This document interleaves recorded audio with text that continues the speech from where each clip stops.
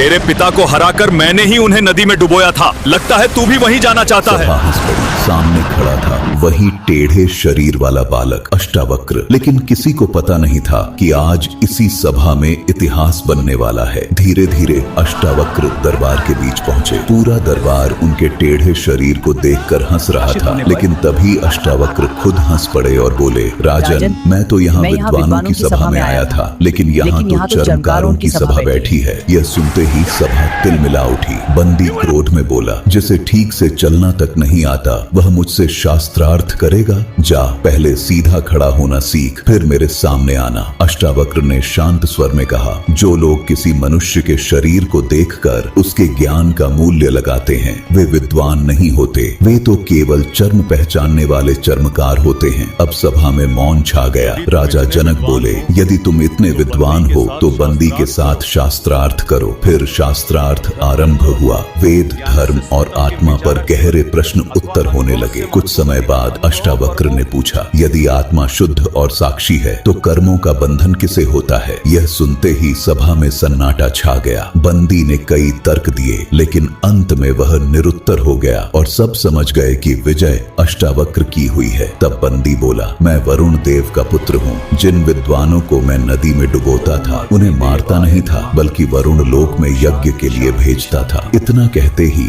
नदी से सभी अर्ष सुरक्षित लौट आए, जिनमें अर्ष कहोल भी थे। उन्होंने अष्टावक्र से कहा, पुत्र, आज तुमने सिद्ध कर दिया कि सच्चा ज्ञान शरीर में नहीं बल्कि बुद्धि और आत्मा में होता है। उसी दिन राजा जनक ने अष्टावक्र को अपना गुरु मान लिया, क्योंकि उस 12 वर्ष के बालक ने पूरी सभा को सिखा दिया कि सच्चा ज्ञान रूप से नहीं, ज्ञान से पहचाना जाता है। कमेंट में लिखिए, ज्ञान ही शक्ति है।